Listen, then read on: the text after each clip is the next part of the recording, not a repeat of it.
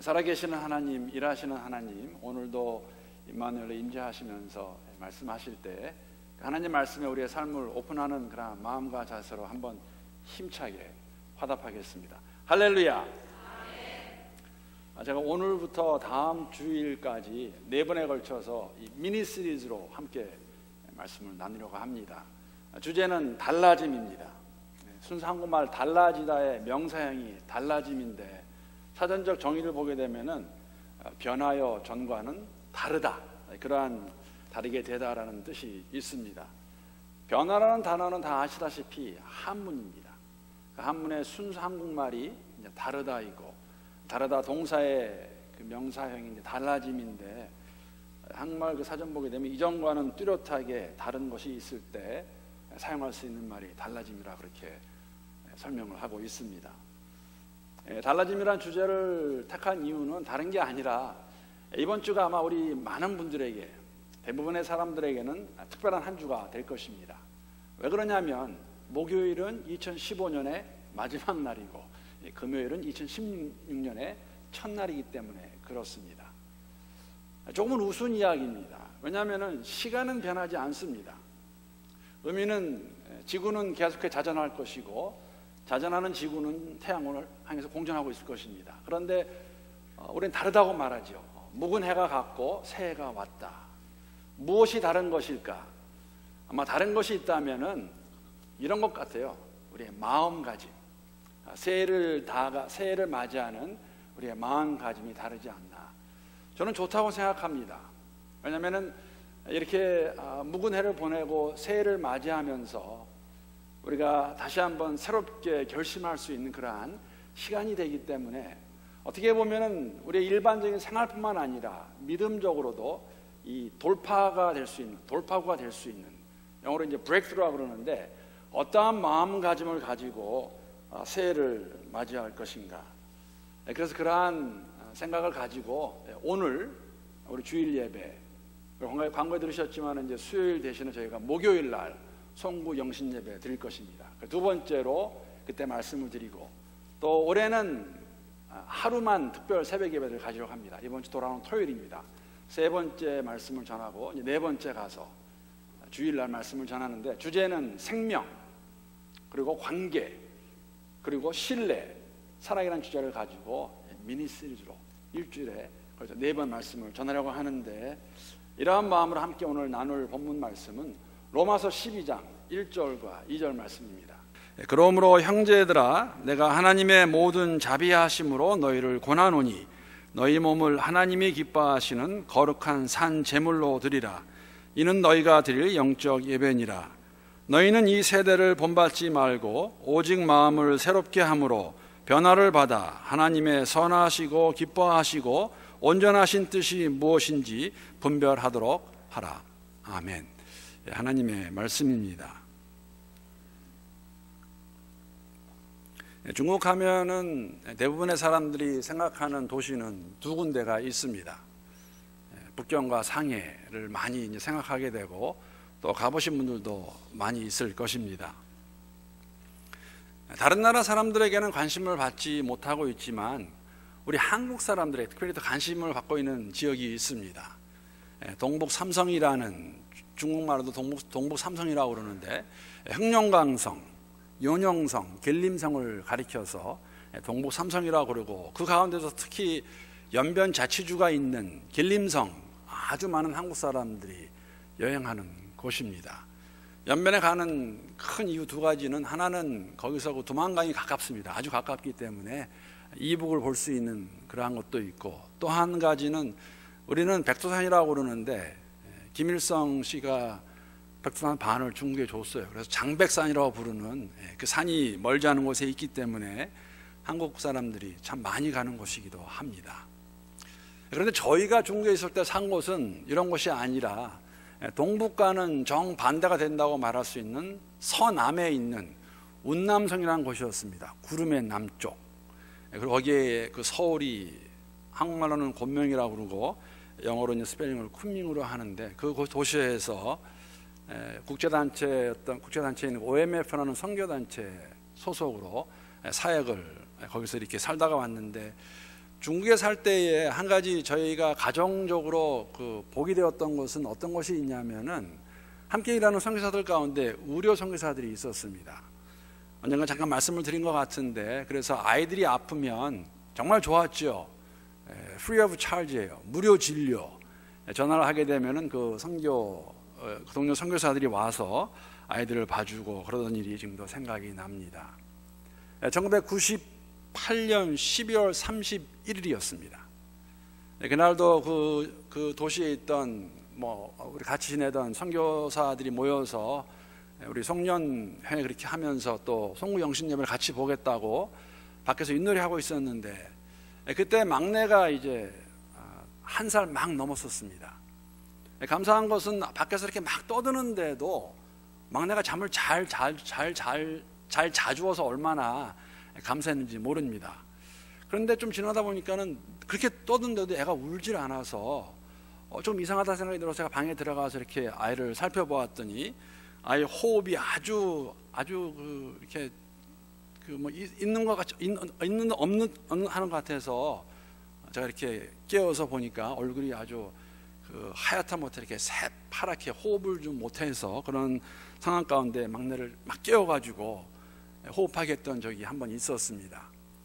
그렇게 해서 아기가 울었을 때 이제 안심을 하고, 그래도 이게 무슨 일인가 걱정이 되어서 조금 전에 말씀을 드린 것 같이 그 주위에 있는 의료 선교사를 이제 불러서 물어봤습니다. 그랬더니 그 선교사가 뭐라 그러냐면은 아마 막내가 그 sudden death syndrome이라고, 한국말로 하면은 그 돌연사 증후군 같은 그런 증세가 있었던 것 같다. 그렇게 하면서 이제 아이를 한 며칠간 잘 보면서 보살피면서 같이 자면서, 왜 같이 자라고 그랬냐면 저희는 그때만 해도 1살 넘은 딸하고 같이 자지 않았습니다. 혼자 재우고 했었기 때문에. 그러나 앞으로 며칠간은 이런 일이 또 있을지 모르니까 그렇게 해서 이제 아이를 데리고 잤는데, 제가 데리고 자지 못했습니다. 저는 그 다음 날 어딜 가야 됐었기 때문에 사역하는 것으로. 그래서 한밤중에 이렇게 전화를 받고 왔던 의료 선교사가 생각이 납니다.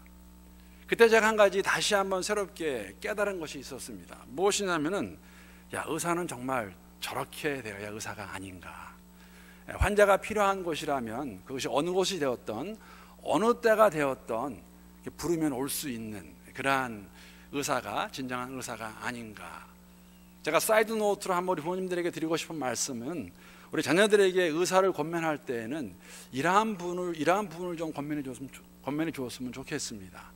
물론 의사가 되게 되면 오랜 시간 동안 공부하고 되기 때문에 물질적으로 대가도 있고 명예도 있고 사회적 위치도 있긴 하지만, 그러한 것이 골자가 아니라 의사의 삶이 어떠한 삶일까. 환자를 돌보는 것이 의사의 삶이라는 것이죠. 그래서 그런 거 하면 좋지 않을까. 제가 드리고 싶은 말씀은 다른 것이 아니라, 그러면서 그 미국 분이었는데 의료 선교사였던 그분이 가면서 아내하고 저한테 그렇게 말을 해주었습니다.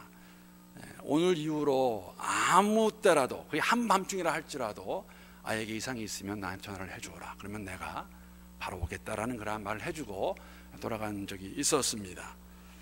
의사로서의 책임과 의무를 다하는 의사이기 때문에 그러한 말을 저희들에게 해 주었습니다. 진짜 의사라는 것이죠. 여러분, 의사가 이러한 삶을 살아야 되는 건 정상입니다. 글쎄, 의사가 오피스 아워를 정해놓고 9 to 5가 아니라 오피스 아워니까 나는 다시 칼같이 퇴근을 한다, 그런 마음을 가지고 상상할 수 없는 일이지만 수술하다가 5시 됐네, 나 나가야겠네, 있을 수 없는 일입니다. 저는 그 모습 가운데 한 가지 느낀 것이 뭐냐면, 여러분, 예수를 믿는 사람들의 모습도 그러한 모습이 되어야 된다는 생각을 가져와 보았습니다. 예수를 믿는다는 것, 하나님 백성으로 살아간다는 것, 또 예수의 제자의 삶의 모습을 가지고 살아간다는 것은 우리가 교회에 와 있을 때만, 아니면 내 주위에 함께 예수 믿는 사람들이 있을 때만 예수 믿는 사람이 되는 것이 아니라, 언제 어디서라도 예수를 믿는 사람 같이 살아야 되는 것 우리에게 보여주고 있고, 또 그러한 삶을 가지고 살아가는 사람들은 어떻게 살아야 되는 것을 오늘 본문을 통해 저희들이 알 수가 있는데, 여러분, 오늘 본문 말씀은 로마서의 말씀입니다. 로마서는 고린도서와 같이, 전서 후서와 같이 사도 바울이 쓴 편지 중에 하나입니다. 로마서 16장까지 있는데 로마서의 만약 큰 주제가 무엇이냐고 물으신다면 하나입니다. 복음입니다. 복음이 무엇일까? 복음을 가장 조직적으로 또 신학적으로 가장 잘 설명하고 있는 편지가 있다면 바로 로마서라고 해도 무리가 아닐 것입니다. 1장부터 11장까지는 복음이 무엇이며 어떤 능력이 있는가, 누가 필요한가에 대해 말씀하고 있고, 12장부터는 저희가 방금 읽은 그 구절부터는 이 복음을 받아들인 사람들이 그러므로, 그렇죠? 어떠한 삶을 살아야 되는가 저희들에게 보여주고 있습니다. 복음이 무엇인가? 1장부터 11장까지 여러 말씀이 있지만 제가 한 4군데만 잠깐 찾아서 읽도록 하겠습니다. 복음은 로마서 1장 2절에 보게 되면 이렇게 설명하고 있는데, 우리 한번 함께 한 목소리로 읽어보겠습니다. 시작. 이 복음은 하나님이 선지자들을 통하여 그의 아들에 관하여 성경에 미리 약속하신 것이다. 복음은 하나님의 아들에 관한 이야기입니다. 예수 이야기입니다. 복음은 예수입니다. 여러분, 거기다 한 붙일 필요도 없고 더 뺄 필요도 없습니다. 복음, 예수가 누구인가? 예수에 관한 이야기가 복음입니다. 이 복음, 능력이 무엇인가? 로마서 1장 16절 보게 되면 이렇게 설명하고 있습니다. 내가 복음을 부끄러워하지 아니하노니 이 복음은 모든 믿는 자에게 구원을 주시는 하나님의 능력이 됨이라.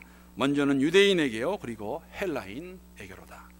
복음은 그리스도에 대한 이야기고 예수에 관한 이야기고, 이 예수를 믿는 사람들에게는, 모든 사람들에게는 구원을 주시는 하나님의 능력이라고 그렇게 설명하고 있습니다. 유대인에게도 헬라인에게도, 한국 사람에게도 중국 사람에게도, 흑인에게도 백인에게도, 히스패닉에게도, 아프리카 사람들에게도, 누구에게도 예수를 믿는 모든 사람들에게는 구원이 되는 하나님의 능력이라고 그렇게 말하고 있습니다. 왜 그렇습니까? 왜냐하면 우리는 모두 로마서 3장 23절의 말씀과 같이 모든 사람이 죄를 범하였음에 하나님의 영광에 이르지 못하더니, 모든 사람이 죄인이기에, 여러분, 죄인이라는 의미는 죽었다는 의미입니다. 어둠 가운데서 하나님 모르고 살아가고 있었다는 이야기입니다. 그러한 우리에게 예수가 오셔서 그 예수로 인하여서 우리에게 구원을 주시는, 하나님을 알게 하시는 능력이 있다고, 모든 사람이 그것을 얻을 수 있다고 저희들에게 말씀해 주고 있습니다. 어떻게 얻을 수 있습니까?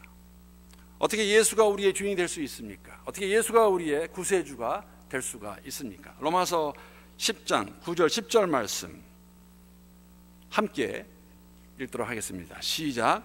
내가 만일 내 입으로 예수를 주로 시인하며 또 하나님께서 그를 죽은 자 가운데서 살리신 것을 내 마음에 믿으면 구원을 받으리라. 사람이 마음으로 믿어 의에 이르고 입으로 시인하여 구원에 이르니라. 예수가 주이시다 라는 것을 내 마음으로 믿을 때 우리가 의인이 된다고 말하고 있습니다. 그 상태에서 내가 예수를 주로 시인하게 되면, 내 입을 열어 시인하게 되면 우리에게 구원이 있다고 성경은 저희들에게 말해주고 있습니다. 고린도후서에서 보게 되면 5장 17절 말씀, 이러한 상태에 우리를 뭐라고 말합니까? 우리는 이제 새로운 피조물이다라고 말하고 있습니다. 새로운 피조물, 새로운 생명을 얻은 자들이라는 것이죠. 생명이 있는 자들이라고 우리에게 말해주고 있습니다. 여러분, 우리는 죽었던 사람들입니다. 멀쩡히 살아있는 것 같지만 하나님과의 관계가 단절된 상태에서 어디로 가는지 모르고, 왜 사는지 모르고, 무엇을 왜 사는지 모르고 살고 있던 상태, 죽은 상태입니다. 죽을 뻔하지 않았습니다. 죽었습니다. 죽어있던 우리에게 생명이 되시는 예수가 오셔서 우리에게 생명을 주신 것이죠. 이 날을 기념하는 날이 크리스마스였습니다. 그저께 함께 모여서 우리가 드린 예배는 그 예수, 생명으로 오신 예수를 기뻐하면서 감사하며 드린 예배였다는 것이죠. 여러분과 저는 죽었다가, 죽음 가운데 있다가 생명을 얻은 자들, 이 생명을 가진 자들이 어떻게 살아야 되는 것인가, 그 삶의 모습을 보여주는 것이 오늘 본문 1절 2절 말씀입니다. 그러므로 유대인이나 헬라인이나 모든 사람이 죄를 범하였음에 하나님의 영광에 이르지 못하더니, 하나님을 알 수 없는 상태에 있다가 예수가 오심으로 인하여서 그 예수를 내가 마음으로 믿고 입으로 시인하여 새로운 생명을 얻은 여러분과 제가, 그러므로 그것이 사실이라면, 그것이 우리의 삶의 진리라면, 그러므로 너희는 이렇게 살아라 라고 저희들에게 말씀해 주고 있는 것입니다. 12장 1절 말씀을 제가 우리말 성경으로 다시 한번 읽어보겠습니다. 그러므로 형제들이여, 내가 하나님의 자비하심으로 여러분에게 권합니다. 여러분의 몸을 하나님께서 기뻐하시는 거룩한 산 제물로 드리십시오. 이것이 여러분이 드릴 영적 예배입니다. 우리가 죽음 가운데 있을 때 하나님의 자비로, 하나님의 은혜로 우리를 구원해 주셨습니다. 여러분, 근데 그게 다가 아니라는 거 다 알고 계시지 않습니까? 예수 믿는 것만큼, 예수 믿는 그 순간만큼 중요한 것이 있다면은 예수 믿고 그 다음의 삶을 어떻게 살아갈 것인가. 그래서 말하는 것입니다. 너희 몸을 하나님이 기뻐하시는 거룩한 산 제사로 드리라. 내가 동일한 은혜로, 동일한 자비로 너희를 권면한다. 로마에 있는 교회의 성도들이여, 하나님의 자비하심으로 은혜를 얻어 생명을 받았는데 생명을 가진 자로서 너희 몸을 거룩한 산 제물로 드리라 라고 저희들에게 말해주고 있습니다. 여러분, 우리는 정말 복받은 사람들입니다.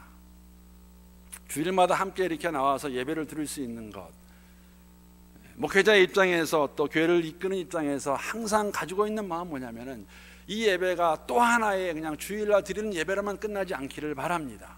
오늘도 공동체가 함께 나올 때에 우리 가운데 함께 하신 그 하나님을 찬양을 통하여, 말씀을 통하여 기도하는 가운데, 또 교제하는 가운데 그 하나님 느낄 수 있고 경험할 수 있고 하나님이 정말 살아계시구나 하는 것을 나눌 수 있는 그러한 예배가 되고 그러한 교회가 되기를 바라는 마음이 있습니다. 우리의 삶도 그래야 됩니다. 너희 몸을 하나님이 기뻐하시는 거룩한 산 제물로 드리라고 말하고 있습니다. 여러분, 제물이라는 단어는 신약의 용어가 아닙니다. 다 알고 계시는 것 같이 구약의 용어입니다. 제물. 제물이 무엇입니까? 하나님이 선택한 이스라엘 백성들이 하나님의 백성이지만은 그들이 죄를 짓고 하나님을 기쁘게 하지 못할 때에 그 죄를 가지고 성전에 와서 제물을, 동물을 제물로 삼아서 그의 피를 보고 제사장이 깨끗함을 선포하던 그것이 제사고 제물이었다는 것이죠. 구약의 용어입니다. 그런데 왜 사도 바울이 로마에 있는 교회 성도들에게 이런 말을 할까요? 너희 몸을, 이제는 동물이 아니라, 이제는 양이 아니고 비둘기가 아니라 너의 몸을 하나님이 기뻐하시는 죽은 제물이 아니라 산 제물로 드리라고 말씀하실까? 무슨 의미일까? 고린도전서 10장 31절 말씀 보게 되면은 너희가 먹든지 마시든지 무엇을 하든지 하나님의 영광을 위해 하라고 말하고 있습니다. 여러분, 우리의 삶을, 우리의 몸을 산 제물로 드린다는 의미는 우리가 매일매일의 삶 가운데서 우리는 매일매일의 삶을 살아가고 있습니다. 오늘이라는 이 하루를 살아가고 있습니다. 이 하루의 삶 가운데서 우리가 먹든지 마시든지 무엇을 하든지 주님께서 기뻐하시는 그 일을 하라고 저희들에게 말하고 있는 것이죠. 하나님이 기뻐하시는 것이 무엇인가? 하나님이 선하다고 하시는 것이 무엇인가? 하나님이 원하시는 것이 무엇인가? 그것을 알기 위해서 몸부림쳐야 되지 않겠습니까?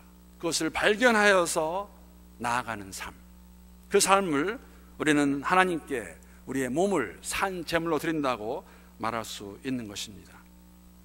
물론 문제는 여러분, 그런 마음 가질 수, 그런 질문이 들 것입니다. 그러면 어떻게 사는 것이, 어떠한 모양이 내 몸을, 내 삶 전체를 하나님께 산 제물로 드리는 것일까?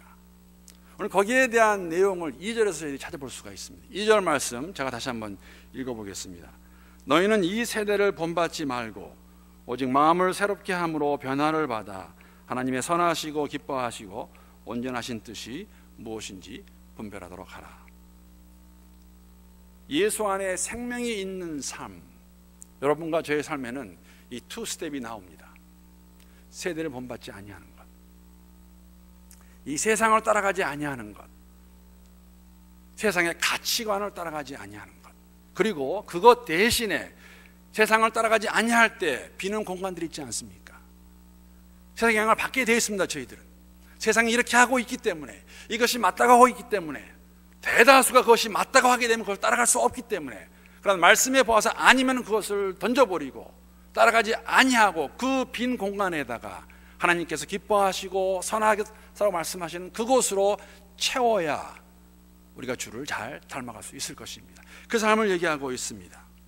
세대의 것을 버리고 이 시대의 것을 버리고 하나님의 것으로 채우는 삶의 모습, 이러한 삶의 모습이 있는 사람만이 생명이 있다고 말할 수 있을 것입니다. 여러분과 제게는 생명이 있습니다. 왜? 예수를 믿는 자들이기 때문에. 그래서 만약에 생명이 있다고 말하면서 우리의 생각과 우리의 마음과 우리의 언행이 달라지지 않는다면 어디인가에서는 우리가 무엇인가는 잘못되었다는 것을 깨달을 수 있어야죠. 아무것도 아닌 것 같이 할 수는 없습니다. 왜? 하나님이 살아계시는데, 말씀이 말씀하고 계시는데. 여러분, 이 당시에 로마에 있는 그 교회 성도들에게 이 세대의 모습이 어떠한 것이 있었을까? 추측하지 않고 로마서 그 안에 있는 것 중에서 이 세대 사람들이 하고 있던 것, 그 당시의 사람들이 옳다고 괜찮다고 하고 있던 것들 중에 이것 하나는 저희들에게 보여주고 있습니다. 로마서 1장 26절 27절 말씀입니다.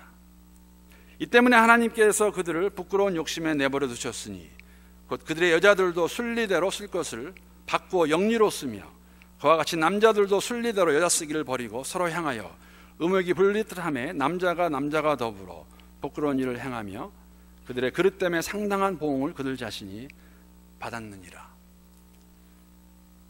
여러 가지로 사람들이 설명하라고 그러지만 주시는 말씀은 하나입니다. 동성연애에 대한 그 당시 그 세대 사람들의 생각입니다. 모습이라는 것이죠.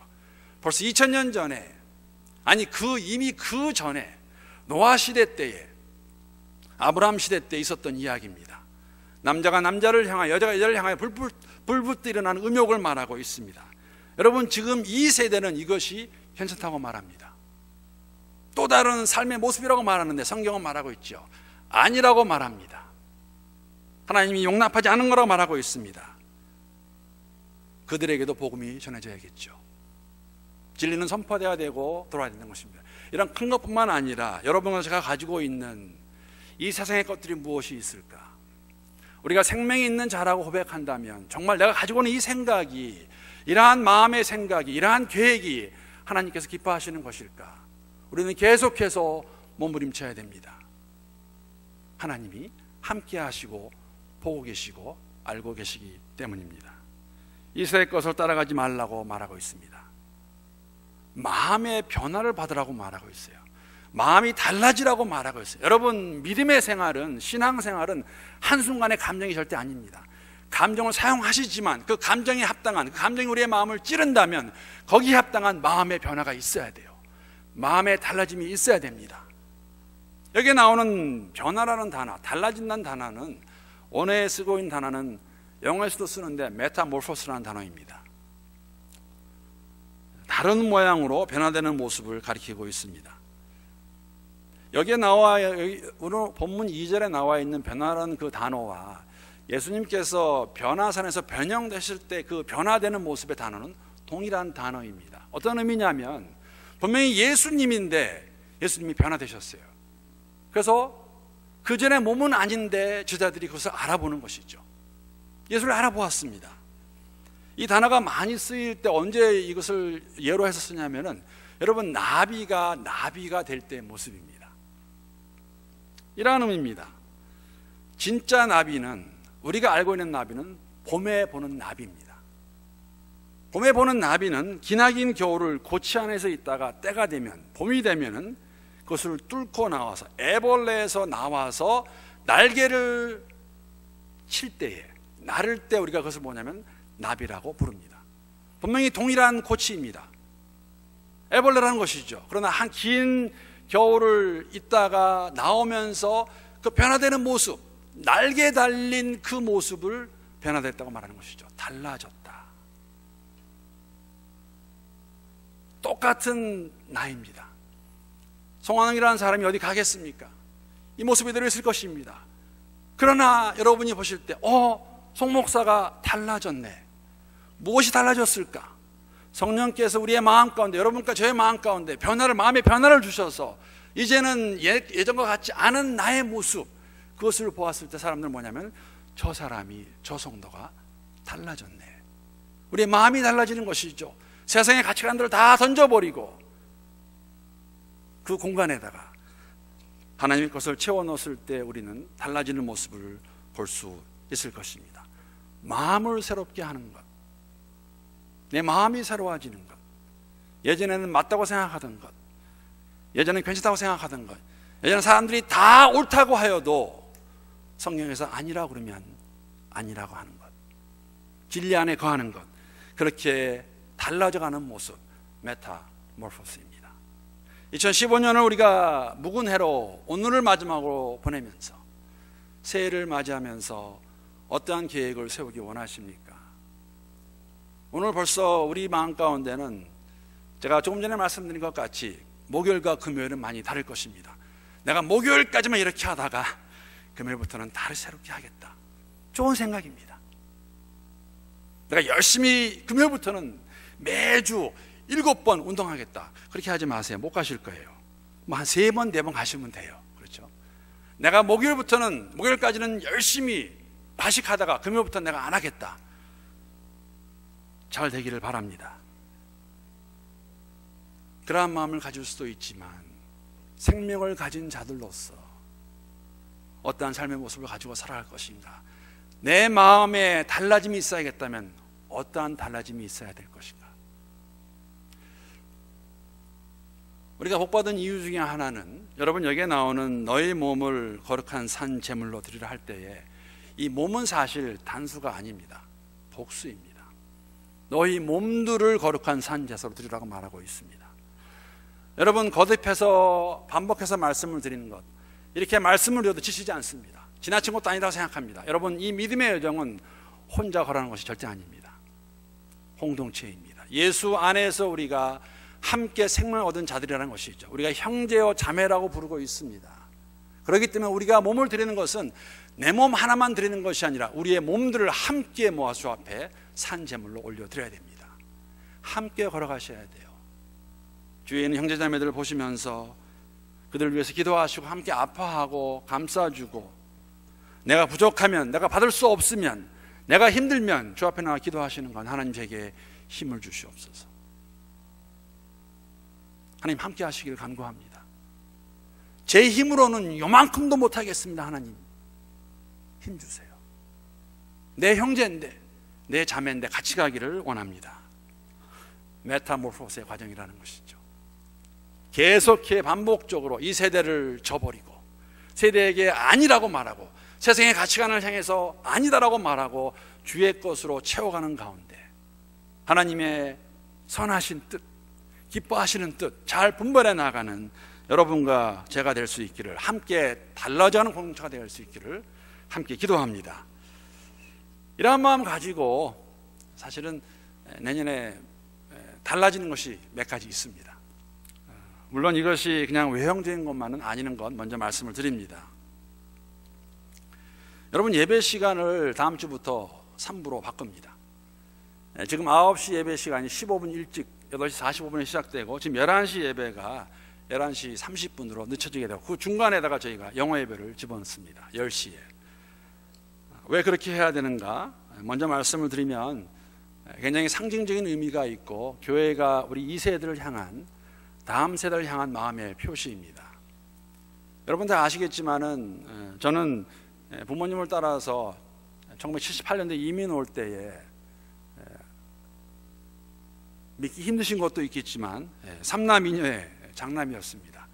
제가 제일 나이가 많아서 15살이었고 막내 동생이 13살이었는데 지금도 생각하면은 40의 나이에 저희 두 분이 다 동갑이셨는데 5 졸망졸망한 자녀를 데리고 한국 타운으로 LA K타운에 이민 오셔서 그 K타운에 자그마한 방 2개짜리에서 7명이 살았던 것, 정말 제가 지금 생각하면 저는 어떻게 감당할지 모르겠다는 생각도 듭니다. 그렇게 해서 이민 생활을 시작하셨습니다. 여러분 아시는지 모르겠어요.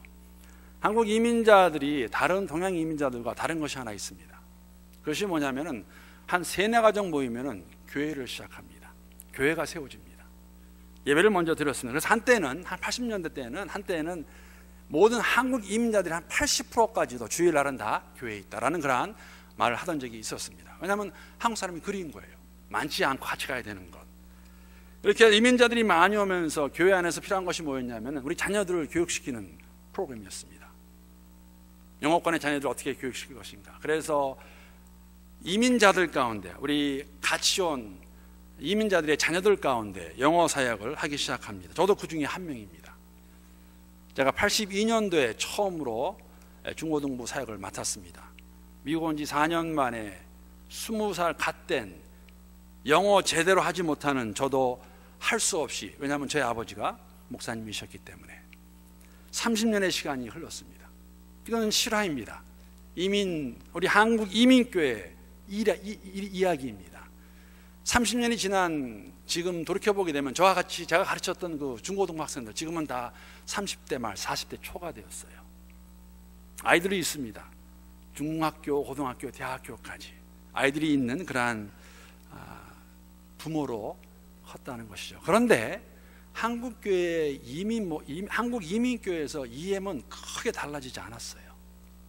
여러 가지 이유가 있겠지만,